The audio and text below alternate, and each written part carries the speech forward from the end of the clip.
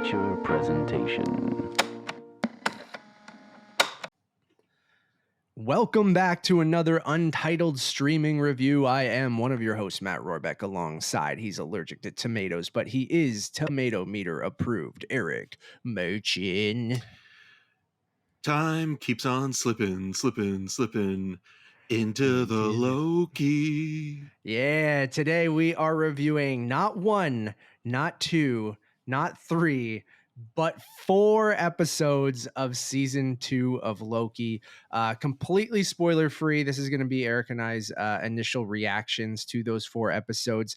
We're going to keep it as spoiler free as possible, but obviously if you don't want to hear anything about episodes 2 through 4, we're not really going to go into any plot stuff. We're going to give pretty high level dance around things kind of impressions as we normally do, but we will be talking about almost 3/4 or 2/3 of the season of Loki. So we're surprised as you as we got this much. And that's almost, I think, a conversation just right off the bat.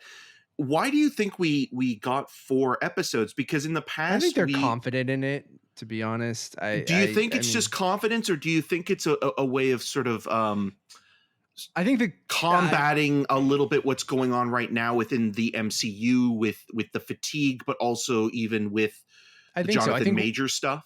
Yeah, I think with getting right into it, I think where they leave us is very smart when it comes to what episodes you give to critics. Like, I would say you could have just given us that first episode, and I really feel like it was a strong pedal to the metal, jumping in right from the end of last season. That would have been fine.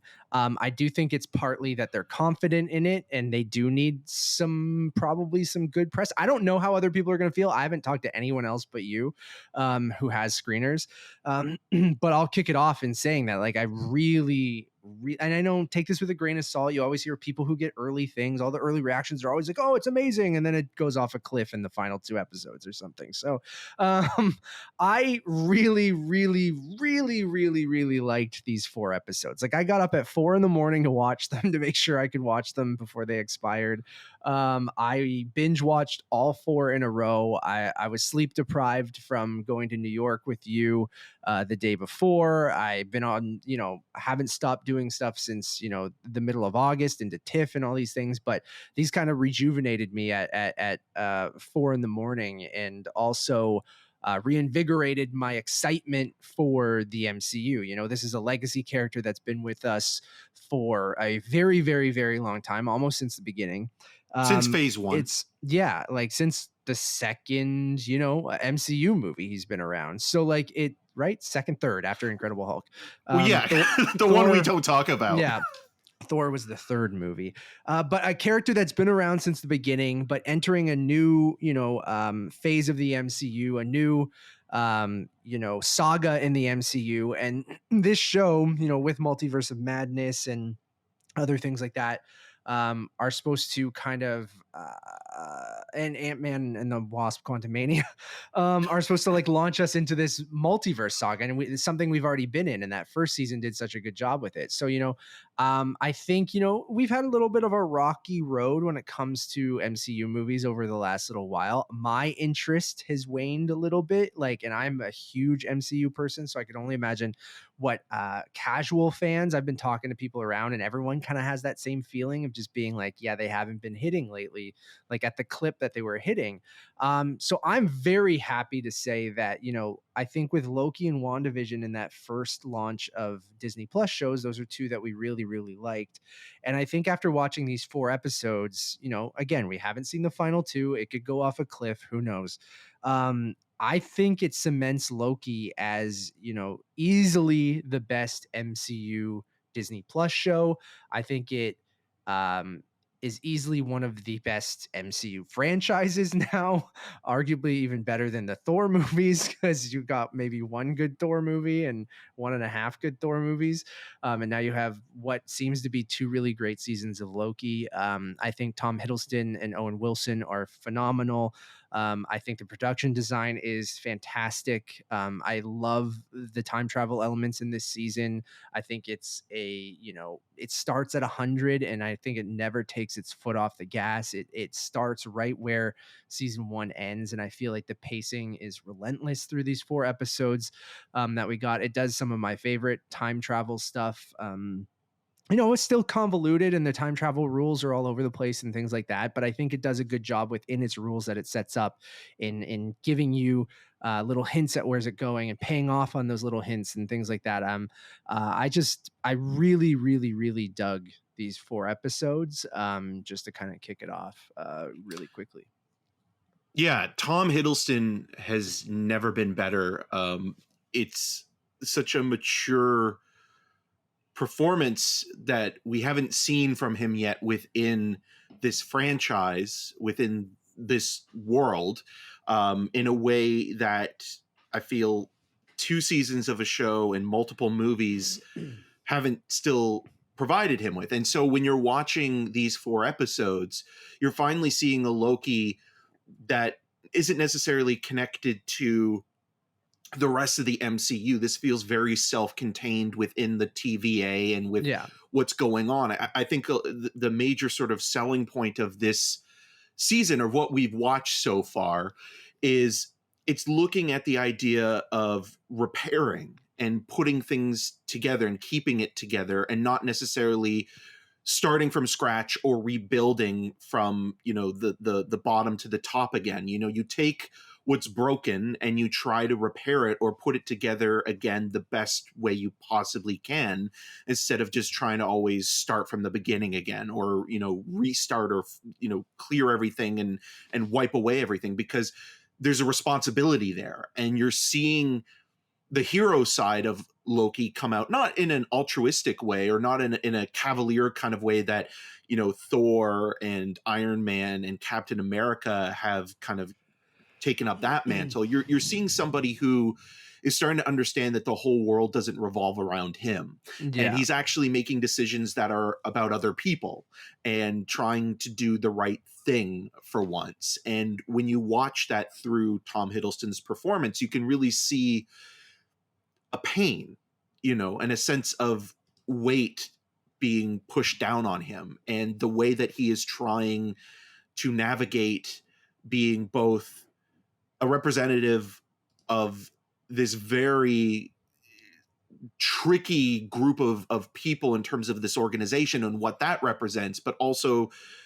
trying to find a new way forward with what's been given to him. I think all of that really plays into a nice kind of milieu, and Eric Martin, who's the head writer on this show, really Eric, does understand. Is that your pseudonym? Is that your pseudonym? It sure is. I'm being paid those Marvel dollars, although I probably technically would have been scabbing if I truly was Eric Martin. Yeah. But what he's been doing in terms of it has been focusing mostly on the minutia and the small problems that a corporate office or a building might have in sort of maintenance and keeping everything from falling apart.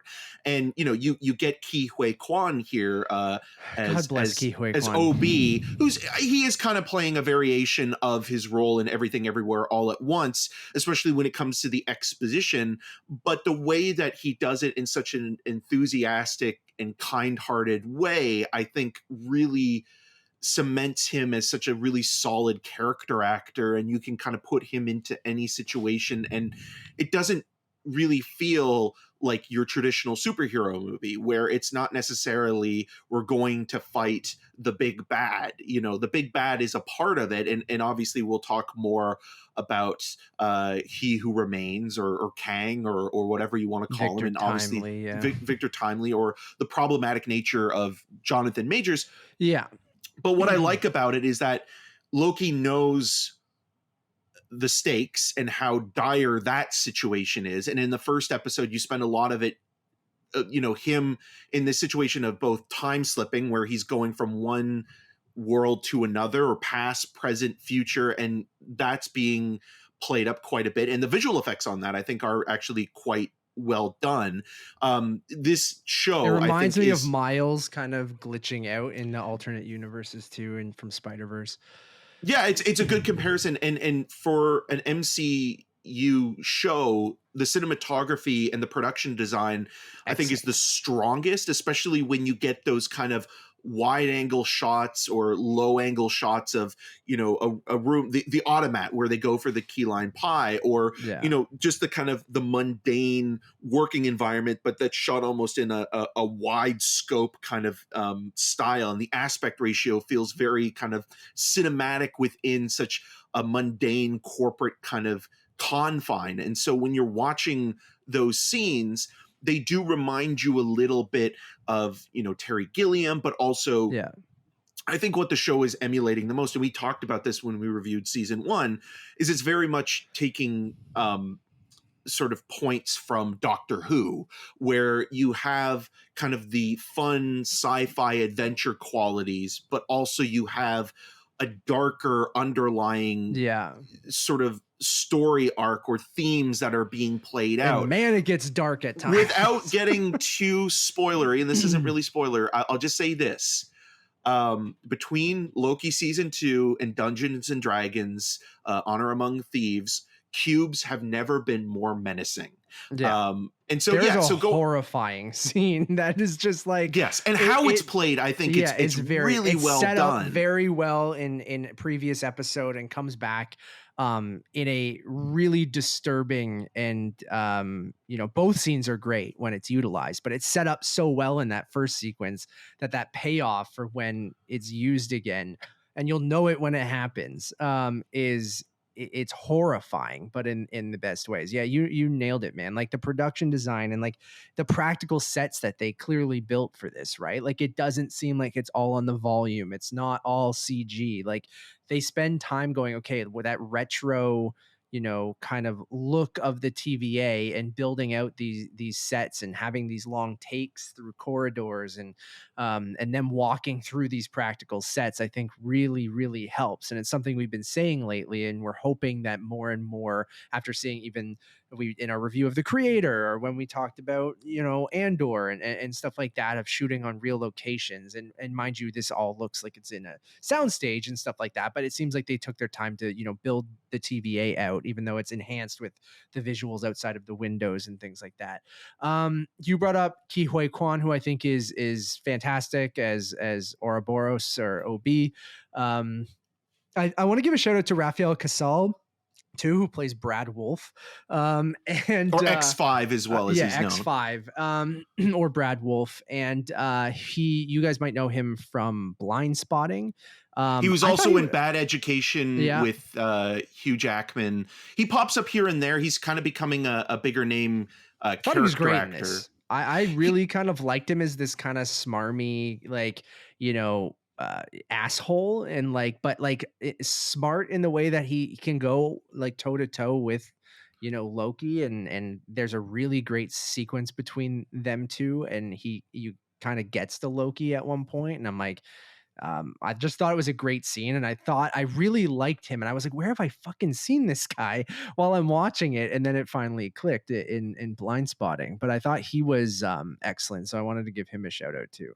He's really good in that interrogation scene, as you're mentioning. But there is something about, and maybe this is one of the negatives of the script.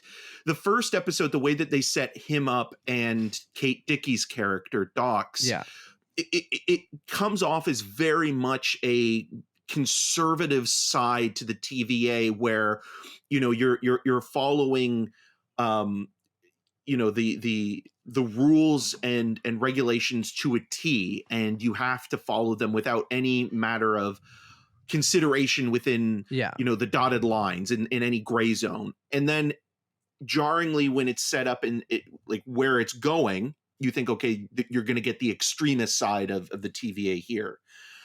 And then in the second episode, you're kind of introduced to, as you mentioned, the Brad Wolf character, the actor version of him. And that I found a little bit jarring, because it doesn't really give you any preemptive notice of what's going on. You're kind of just thrown into that situation. It jumps ahead, right? And you have to kind of fill in the gaps of, like, time passes between episodes 1 and 2, and it happens a few times throughout the series where, like I said, it never takes its foot off the gas, but there are gaps in time ironically, that we don't really kind of see, right? Like it does jump ahead and it feels like it's this men on a mission kind of thing in each episode, where it's not like mission of the week or anything like that, but there are these kind of time traveling, missions that Loki and Mobius have to go on. And that kind of, it does drop you right into that, and certain characters that you just met the episode before are now in, they're doing different things after, things. I'm dancing around stuff, but yes, it's hard not. It's hard not to when it might lead to a spoiler component. But I get what you're saying though, for sure. But he's good. He's very good in that role, and I don't want to take anything away from the actor. And once you fill in those blanks, it's fine. But it is strange when you see that first episode and how they're portraying those characters.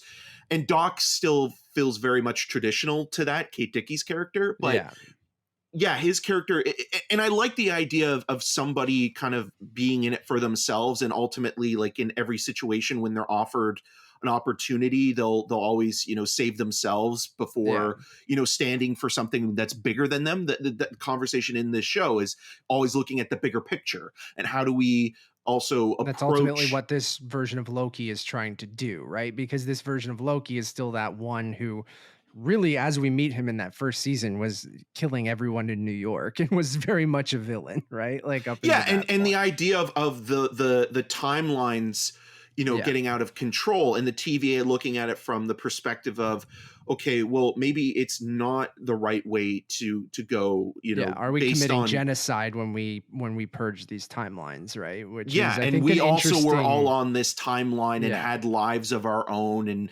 these are things that this show, although I that's the one thing I also will say, this does feel like an extended movie. Like I understand there are some shows that we've watched within the MCU that have justified having 5 to 8 episodes, or with WandaVision, with it kind of playing within the different formats and mediums and decades of television. With this, it does feel like you kind of are watching an extended movie, and I'm not saying that that's necessarily a bad thing, but I think that this could have been a 2-hour plus movie, and it would have also gotten across everything that it has so far. I'm enjoying it so much though that I'm fine having 4 hours of it and then getting 2 more hours. And it's such a you were just mentioning it before with like the timeline of where we are now, coming after Secret Invasion and I liked Guardians of the Galaxy Volume 3. I think it's also, I liked it quite a bit. It's the only superhero movie in my top 25 of the year. I was just talking about this with Shaq, who I saw X with. It's on that level of quality compared to the rest of the offerings that we've gotten with this new phase. But at the same time, that was a wrap up. That was kind of a one-off thing where we're getting a continuation of a show. I do miss Kate Herron. I think she was an important voice within season 1 in building, this storyline. But Michael Waldron and Eric Martin and Natalie Holt, who's the composer, like they're all continuing to expand the world and the production design and just the elements of what this show needs to be. And I think because it is so self-contained, even when they're moving into, different decades, whether it be in the sacred timeline or back to the TVA, there is an understanding that this feels like its own thing, and it's basically Loki's story, to the point where you really do forget that it is MCU related. It could just be a well-made science fiction storyline being played out, but the caveat being you have an MCU character being plucked from the rest of the MCU and put here. I am a little nervous because, it hasn't been confirmed here or there that they will fuck this up in some way because of Deadpool 3 coming down down the And the pipeline, TVA being involved in that, involved in it, and that scares me a little bit because personally, Deadpool I just despise. So for something I like so much, I don't want something to be tangled in crap. I don't know if Loki. I think the TVA can be a presence in these things, especially like. And just to jump in, not to cut you off, but I want to jump in on that point because you're making a good point. Where I agree with you that this feels like its own thing. Like you don't really need to. You could watch Loki season 1 and season 2 and not watch the rest of the MCU. I think maybe there's a lot of added benefit of at least watching the Avengers movies or the Thor movies or knowing Loki's story before you watch the show. But I agree with you that it does just feel like a good sci-fi show with time travel elements and, you know, multiverse theory and stuff like that. However, I will say that I do think the show's doing a good job that it's not shoving down your throat like, hey, shared universe, you go, oh, look at all this, here's a character from this, here's this, remember, you guys love shared universes, right? And you're like, but I think it's still doing a good job at being a part of that overall universe and doing the multiverse thing better than Multiverse of Madness or Quantumania, in the sense that those really felt like, here's all these references we have to throw at you, here's all this kind of convoluted XYZ. And don't get me wrong, there are convoluted moments in this, but I think it does simplify its time travel stuff to just focusing on Loki and his story on this, that the time travel stuff I think works really, really well in this. But I do think, like, without forcing it, it's doing a good job of setting up, you know, the multiverse saga without having to be specific. I mean, we haven't touched on that much of Jonathan Majors and being in this and playing Victor Timely, which was set up as the post-credits sequence in Quantumania, right? One of them. Yes. And so that is still setting up a lot of that story. I think just the branch timelines and the sacred timeline and the idea, like, it does a really good job at, like, especially the casual viewer. Thanos was so easy to follow, right? Like the Infinity Saga, get all the stones, he can kill everyone, right? Like, it's the simplest thing. When you have to start explaining multiverses and the sacred timeline and which version of these characters is your version that you have been watching, and should you care about these other versions of these characters or these other timelines? Like, I think the show is doing a good job at however they're going to end up, of whether it crams all these timelines back into a new sacred timeline or having these branch timelines. I think it is doing a good job of explaining the multiverse and the concept. And we'll go more into that with, you know, what they set up at the end of Doctor Strange with, what do they call them? Like the converging timelines. I think there's a name for it in the MCU when they like converge together. I'm blanking right now. My brain's mush, but I think the show is doing a good job for the MCU multiverse saga without shoving it down your throat. I went there the long route, but eventually it's there, but it's not necessarily advertising it in the way that, like, look what's coming, like we're getting to the next Avengers movie. You have references to other characters and things like that, but mostly the biggest thing is Victor Timely being a key part of this series. We don't have to go into we don't have to go into the, you know, everyone, you go look up Jonathan Majors and you'll get all of that stuff. I think this show, what it doesn't do a good job at is me caring about Kang or Victor Timely, or me thinking, not that the show is supposed to make you think that he is a a force to be reckoned with or anything like that, but like some of the things I felt in Quantumania where I'm like, he doesn't feel very threatening. I don't know if he got beaten by Ant-Man. Of course he's not threatening. And I don't think that you're supposed to think Victor Timely's threatening, but I think what you know, because you met He Who Remains at the end of season 1 and you know what he said and what's coming, and then what's teased in the king, what do they call the Kingdom of Kangs or whatever the hell they're called, the kingdom, at the end of Quantumania again, it's just they're not doing a good job at selling me on Kang the Conqueror. Like, as a big bad in the way that Thanos was, as a menace that is kind of And I know this is like a quantity over quality thing, maybe, but like you're just gonna get a lot of him. A candidity over quantity. Yeah, I don't know. Yeah. Trying to come up with some sort of pun. Yeah. Yeah, when you're watching the 3 versions of Kang that we've gotten, I think the strongest one has been He Who Remains, because that version was kind of burnt out and at his wit's end and kind of like, I'm over this. At the literal I'm done. end of time. Yeah, I'm literally checking out. See ya. Where with Victor Timely, yeah, he's supposed to be at the beginning, and it's also supposed to show you a reflection of like, okay, well, Loki was given a second chance at the TVA, so can we give this tyrant, even though we know what he becomes and what he does? Yeah, and the stuff with Sylvie, you know, playing, and that's the other problem. On Sylvie, yeah, Sylvie is so poorly written, and also frustratingly so, because you know that the character is supposed to be smart, is supposed to be clever, is supposed to be a variant of Loki, but there are certain things that the character does in the first season and in this season that feels like it's serving the plot in order to move certain pieces of the puzzle to get to a certain, you know, end game or end goal, where it feels out of character for who and what she is as a person or as a god. And there are choices that she makes that are just like, you want to do that, you know, slap of the palm on your head kind of thing, where it's like, okay, there's no way that Sylvie wouldn't have not noticed this or would have done this. It just feels like she's become a plot device more so than a character.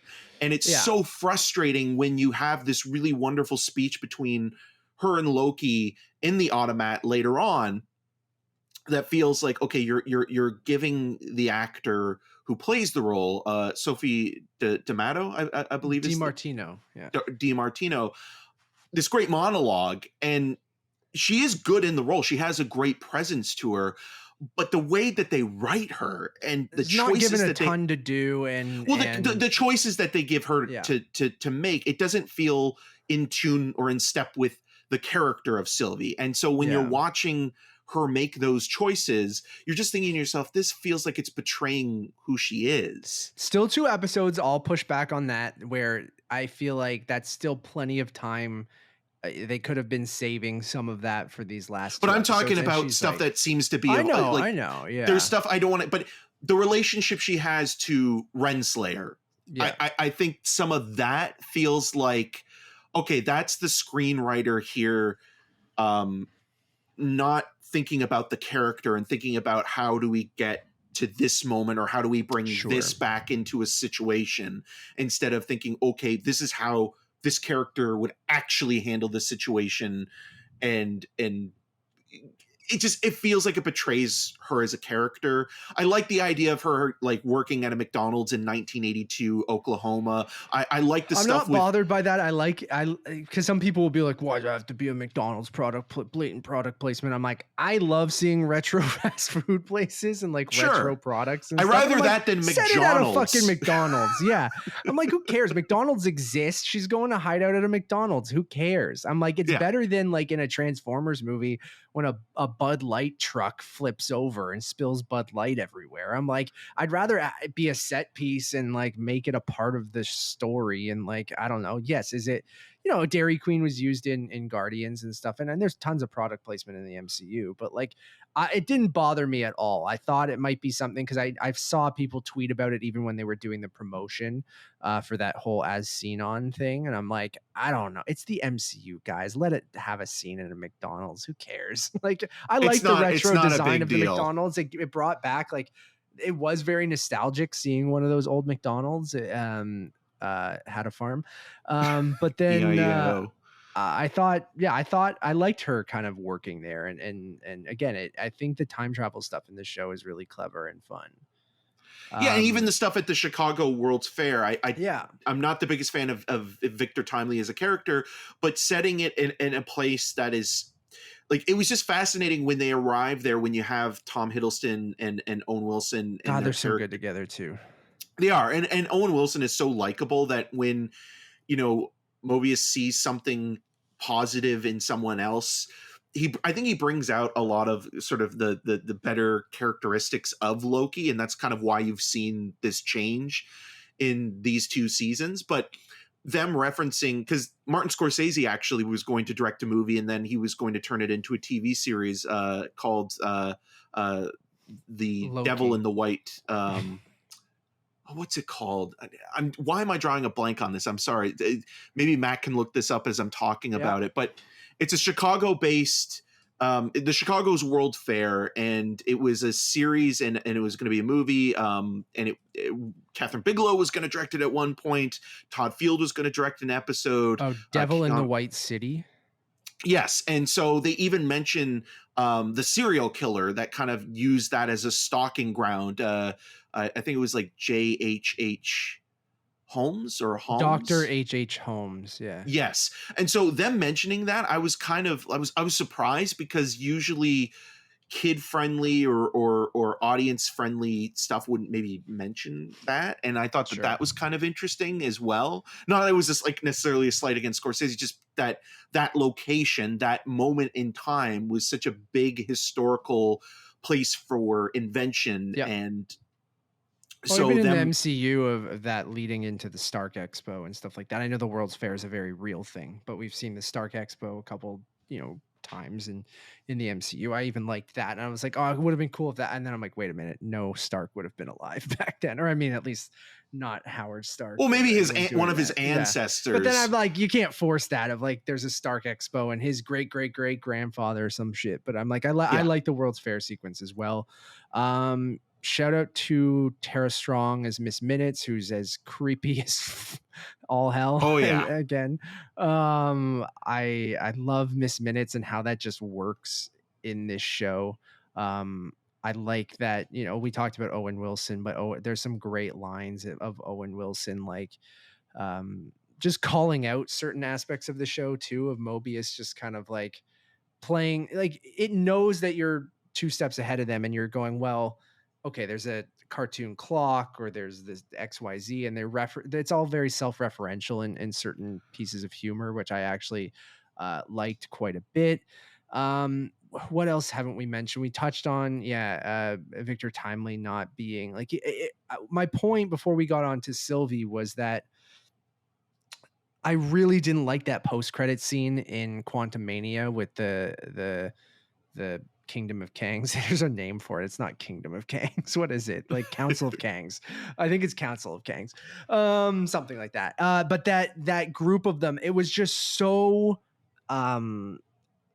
cartoony to me, of Jonathan Majors and all these different like things, doing all the voices and the mustaches, and like it wasn't that was a horrible thing. Whatever I just it almost sounded like you were doing like a constipated Watto. Yeah. I mean, I wouldn't be surprised if he did a voice like that though, but like all these different Kangs that he's doing, it just felt so silly. And then so when you see Victor Timely, and it is played up, because even the whole World's Fair sequence is very played up, but it doesn't work, and it reads goofier than it reads like Austin Powers to me, or like like Mike Myers. It's parody, basically. Like when you have a guy doing all these different characters with a lot of different wigs and facial hair and all this kind of elaborate costuming, it screams parody, and like it screams the master of disguise. Yeah, and it just doesn't work for me. So I'm having a hard time, finding Kang, or I really do like He Who Remains, and I liked Kang the Conqueror, elements of him from Quantumania, but it's not coming together. And maybe it's Kevin Feige's master plan, and it will eventually come together, but that's the thing I'm having the hardest time with in this. And I like, to your point, that there's not necessarily a villain in the show. It's just the leftovers from what happened of killing He Who Remains, having a hard time saying that, at the end of last season, and dealing with just fixing the TVA. And I like Owen Wilson when he says like He Who Remains, it sounds like Last Man Standing. Like Yeah. it's like that's pretty. That's the kind of humor that I'm talking about, right? Like it's calling out some of those things that I think is actually quite funny. And I laughed out loud from lines Owen Wilson delivered like multiple times throughout the show. And it doesn't feel like in that sitcom-y way either. Like Owen Wilson's so relaxed that it's just like it feels so natural, and it just works completely.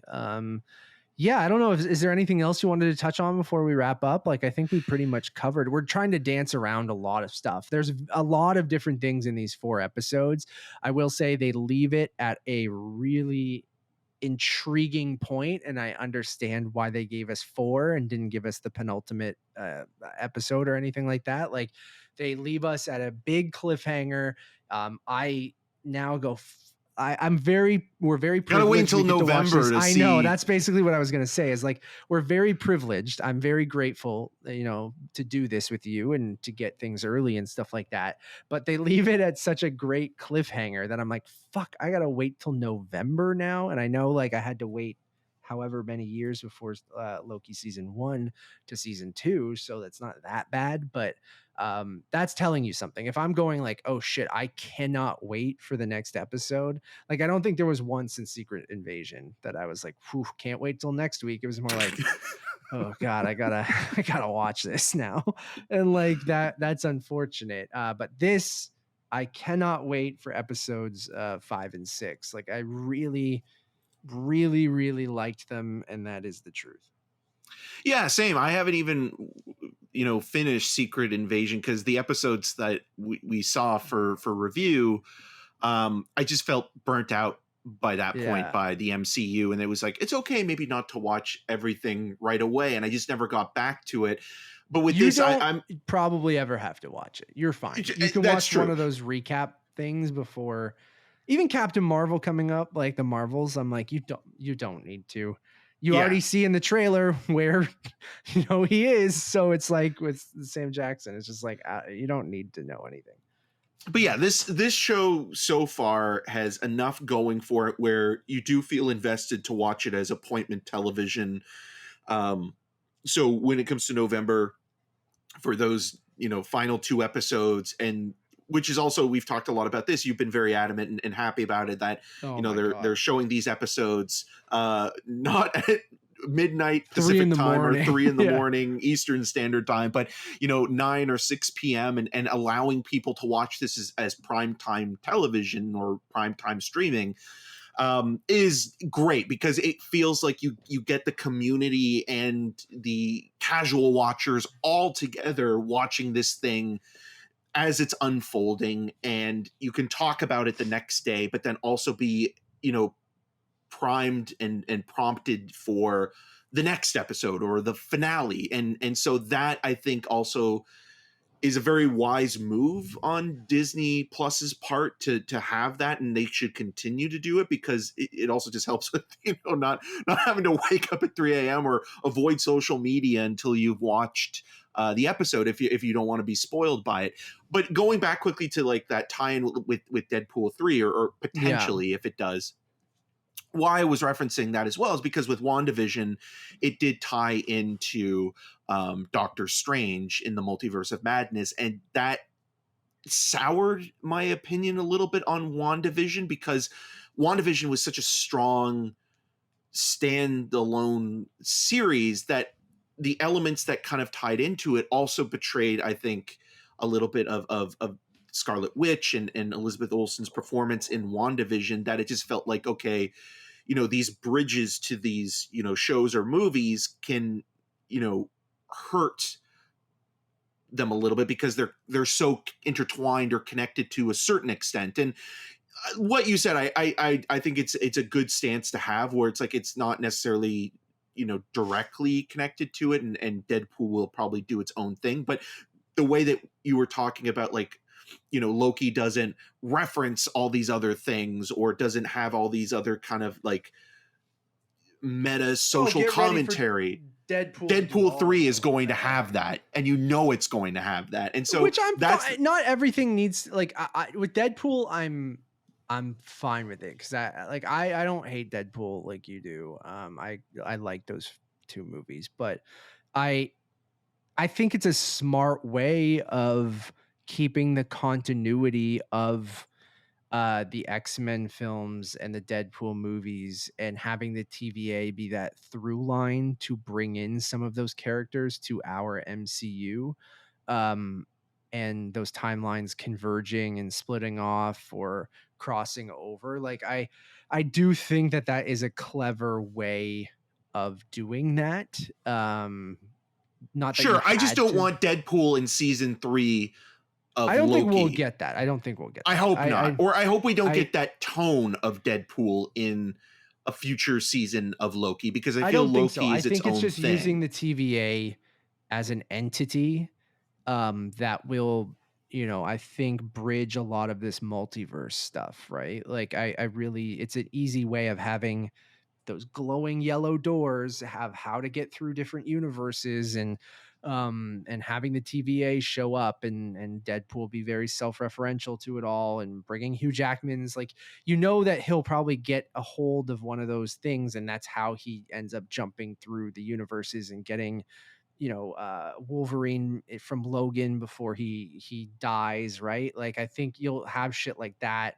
going over and meeting other X-Men characters. There's already rumors after SAG's done that they want to have Daphne Keene come back as like an older X-23, and jumping over different X-Men franchises, and there's rumors of other X-Men characters cameoing in that movie too. So I like the idea of I always like the comic book Deadpool kills the Marvel universe, and like if it is Deadpool going around and having to, like, I don't know who knows what the hell is it going to be, and with Sean Levy doing it, it'll probably be more Free Guy or than Real Loki, Steel. but like, yeah, or something like that, but and it still have that Deadpool tone to it. But I don't know, I'm not worried. I mean, the 20th Century Fox logo buried in the sand, those leaked photos and stuff like that, I'm all for it. So like, It's not funny. It's so not funny. You don't know until you see it, though. You don't know. I can already tell it's not funny. You can't. It's You can't like, go in with that mentality, though. Like, you really can't. Like, I just think that if you don't like the character, though, and you don't like the you can tone, go it's in hard with- to penetrate that or be won over absolutely. by it. It's like seeing Saw 10. If you didn't like the first 9, you're probably not a comedian. Like if you watch Sure. a comedy based around a comedic personality and you don't like their style of humor, then it's going to be harder for you to enjoy anything about it, or at least you kind of try to focus on other things within it. I just like that Loki's its own thing, and there is a certain aspect, and I think maybe you could compare it to it a little bit, because there is one plot line that does feel very similar, and also both of them deal kind of with like the office space and kind of the work aspect of it all. There's a chicken and egg question in Loki that comes up that's kind of interesting, but it also feels very similar to season 1 of Severance, where there's a conversation about, the meaning of something might not have the same importance to people that work within one structure or one environment, but if it moves or has been given to someone else, maybe it does, and maybe that book becomes scripture to them. And that reminded me a lot of Severance as well. So yeah, I liked some of, like, you're tiptoeing around it, but I do like its time travel theory, which. But you know what I'm referencing with like the Severance and yeah. I kind of do. I'll talk to you off air about the exact things, because Severance I'm a little hazy. It's been a while, but it's been a while. I know they were having problems with season 2. Anyways, really and like Benson and Moorhead directed a couple episodes of this. We should as well, say that they kind of took over for Kate Herron. They don't direct all of the episodes. It's split up between a few different directors. Benson and Moorhead direct the first episode. They also direct, I think they directed 4, and then I think they're directing 5. They might direct 4, 5, and 6, and they might have brought in as Dan DeLilu, who I think is like a special effects supervisor and usually a second unit director for the MCU. I think he directs an episode, and then They bring in I'm trying to get the other people's names, but there's a couple different directors. Sorry, I don't have everyone's names. They're not all listed yet on Wikipedia and different places. But yeah, no Kate Herron. Eric Martin does not Eric Marchin, but Eric Martin does either write or co-write every episode. So he is, taking over from Michael Waldron as like the lead writer, and he was on season 1 in he wrote some of the episodes and helped write season 1. So he kind of takes over those duties. So, and I think he does a great job. But yeah, with Benson and Moorhead, yeah, I think everyone here is more like, the first season set the tone to what the director's vision is for the series, and they're kind of just following that formula. I do think that, it's I mentioned some kind of shots, some single takes throughout these kind of sets that they built and things like that, and you can tell that it looks slightly different from a direction standpoint, but I think for the most part it just continues the look and feel of the first season, and they're more I don't want to just say guns for hire, but they kind of are in this case. Like, I don't see anything they had in Moon Knight carrying over or anything like that. I don't know. Did you? No, or even their films. I really liked Spring, but I didn't care for Synchronic with Anthony Mackie and Jamie Dornan. But it does feel like, and there's nothing wrong with being a work for hire. It's that, like, they get the job done. It looks great. We've mentioned that. Like, it does feel like they do a good job. Practical angle to this, which is appreciated, and that kind of tactile, old-fashioned artifice, I think, really works within the TVA, and just it being a place that time doesn't touch or time stands still when you're in the actual offices of this building. But even then, it's being sort of infiltrated by the events of the 4 episodes that we were watching, and it seems to be in this season, and that getting away from even season 1 of Loki, which, it had to do a lot of the heavy lifting of, bringing this version of Loki that we saw, kind of be taken out of the Endgame / the first Avengers movie, and then, building it into his own narrative or creating his own timeline within the TVA and his own identity. So now you've gotten away from all that stuff completely, where you can kind of now they can just kind of do their own thing. And so I think that's even more weirdly freeing in this season, where it's like, okay, you can really just expand it's upon this certain Loki things. Story, not it's not having to deal with everything else. Really love the episodes. I hope you guys do too. It premieres this Thursday, which is October the 5th. It will be at 6 p.m. Pacific, 9 p.m. Eastern, I believe, on Thursdays moving forward. So you have October 5th, 12th, 19th, 26th, November 2nd, November 9th for these 6 episodes. So can't wait for people to see them. Can't wait to talk about it with everyone. Can't wait for those final 2 episodes. I'm not saying the MCU's back, because we don't know. We'll see with the Marvels and things like that, and if all this multiverse stuff pans out, comes together. And I say back when I really liked Guardians 3. I liked Wakanda Forever. Like, there are little glimmers of greatness, I think, in phase 4 and into phase 5 now. But yeah, man, I will say before we end, even the Marvel Studios logo, it's not played like, again, they do some, I think, some fun stuff with the theme of Marvel Studios, the logo with this, which I always love. But we get the full real Marvel Studios fanfare in episode 2, and I was like, oh god damn, like, I don't know if we got it in Guardians but it felt weirdly like, oh, I'm like excited to hear that fanfare. And it's not that it's been so long. Like, I forget in Quantumania, but maybe that movie I was just so soured on. And then in Guardians, I think it just plays Creep, so it doesn't really, you don't hear the fanfare, right? And then in Secret Invasion, they did that really quick version of the Marvel Studios logo every episode. Because it's dark and edgy. Yeah. Where when I heard the Marvel Studios, the dun dun dun dun dun, and like the whole thing, like I was like, oh, I'm like excited to hear this again, which was a good sign. And I think slowing down a little bit, which they're doing, you know, we're still getting 3 movies this year and multiple series, so it's not like we're slowing down that much, and we have 3 more next year. 3 more next year. I don't know if we're gonna get 3 more next year. We probably won't. Deadpool, no way, is coming out in May. There's no way, right? Like no, and then who knows what's happening with Blade anymore? So and all that stuff. So whether we get Deadpool 3, Captain America, and Thunderbolts all next year, like Thunderbolts hasn't even started shooting.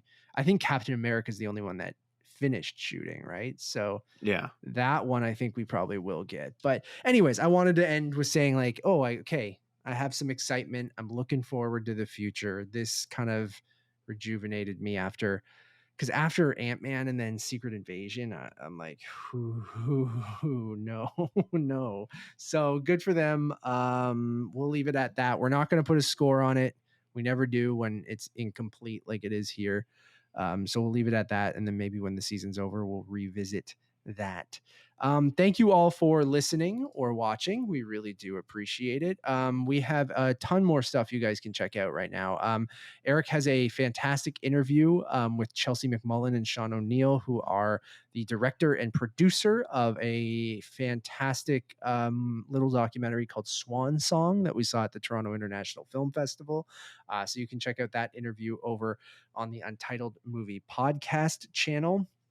You can also check out our review of Swan Song over on Untitled Movie Reviews, as well as our other TIFF reviews for movies like The Holdovers, Next Goal Wins. Speaking of MCU, Next Goal Wins isn't in the MCU, but Taika Waititi directed that. Dream Scenario, Zone of Interest, Lee, Fitting In, Days of Happiness, Dix the Musical, Perfect Days, more. And we'll have more TIFF reviews. We're going to be slowly like trickling them out as we have time to record more, but we have a lot more that we saw at the festival that we want to do reviews for. So keep an eye for those on the Untitled Movie Reviews channel, which are on right now if you're on podcast services.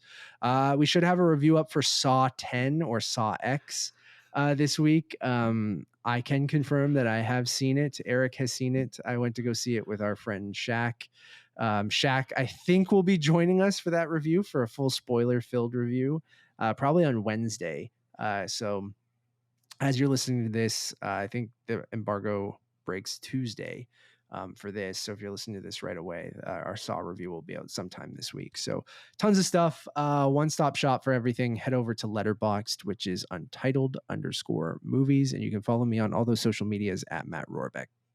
Yeah, and we'll also talk a little bit about our New York trip, possibly on an upcoming episode, but there will also be down the line, maybe not right away, maybe closer to the release, an interview with May-December director Todd Haynes. Yeah, we'll go over our New York trip, which was really, we saw May-December. It was very quick. It was like, we'll have a review. We had Shake Shack, though. We got a lot. We'll talk about the whole trip. We walked around the upper west side, and Eric got a delicious cereal milk latte.